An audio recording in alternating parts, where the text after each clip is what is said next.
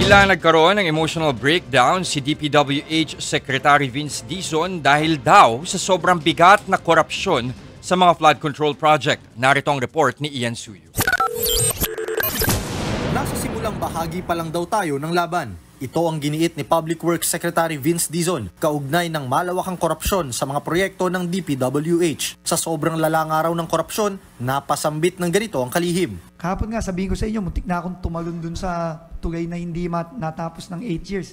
Parang overwhelming na masyado to eh. I'm emotional here because the gravity of this problem is unthinkable. I'm telling you right now. Unthinkable ito. Talagang grabe. At nandito pa lang tayo sa pananagot. Part 1 pa lang tayo.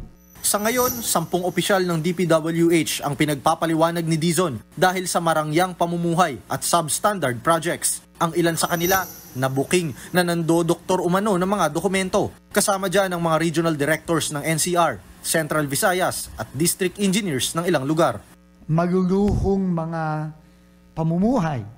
No, meron pa kami nakita dito na gumagamit pa ng mga chartered airplane. Kung hindi sila sumunod, makakasuhan sila administratively and even criminally. Huwag nyo nang hintayin yung mangyari sa inyo, yung nangyari kay Alcantara, kay Hernandez, kay Mendoza et al. Binigyan sila ng 5 araw para magpaliwanag. Kahapon lang nang aminin sa Senado ni dating DPWH Bulacan Assistant District Engineer Bryce Hernandez na lahat ng proyekto nila mula 2019 ay substandard. Bryce, sinasabi mo lahat ng proyekto ninyo substandard? Opo, Your Honor, kasi lahat po ito may obligasyon na kailangan itago. Ang masaklap, hindi lang ito limitado sa mga flood control project. At yung hawak mo ulit ay anong mga proyekto, Bryce? Yung hawak nyo ni Alcantara? Meron pong mga flood control structures, meron pong mga building, meron pong mga kalsada. Pati Your classroom, Honor. kasama dyan, no? Kasama po, Your Honor. So lahat yan substandard? Opo, hindi po tumatama sa plano na nakadesign talaga para dito. Ang mga isiniwalat na yan ni Hernandez, nakapanlulumo para kay Dizon, pero hindi na raw niya ikinagulat. Sa lahat ng mga nakita namin, hindi ako nagugulat dun sa sinabi ni Bryce Hernandez.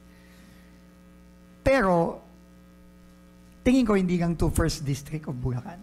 We have no choice. We have to fix them.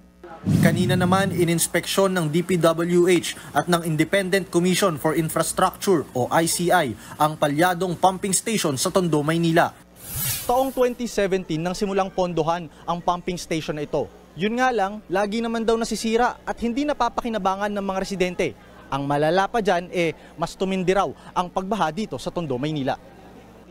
Sinabon ni Dizon ang mga tauhan ng DPWH NCR. Hindi kasi nagamit ng maayos ang 770 million peso project na 2018 pa pala sinimulang gawin. Hindi ka ba nahihiya na yung DPWH gumawa ng $1 bilyon na halos ang binuhos dito? Tapos, imbes na makatulong dito, nakakasama pa lalo. Mahiya naman kayo. Ipapasara muna ng ahensya ang pumping station habang nagsasagawa ng third-party consultation. Nagbabalita mula sa frontline. Ian Suyo, News 5. Mga kapatid, ako po si Ruth Cabal. Dito tayo sa totoo, dito tayo sa True FM. Mag-follow at mag-subscribe din po kayo sa aming social media accounts at True Network PH. Diyan po yan sa aming X na dating Twitter, sa FB, sa Instagram, sa YouTube, sa TikTok at sa mga podcast. At syempre, tutok din po kayo sa Signal True TV Channel 19.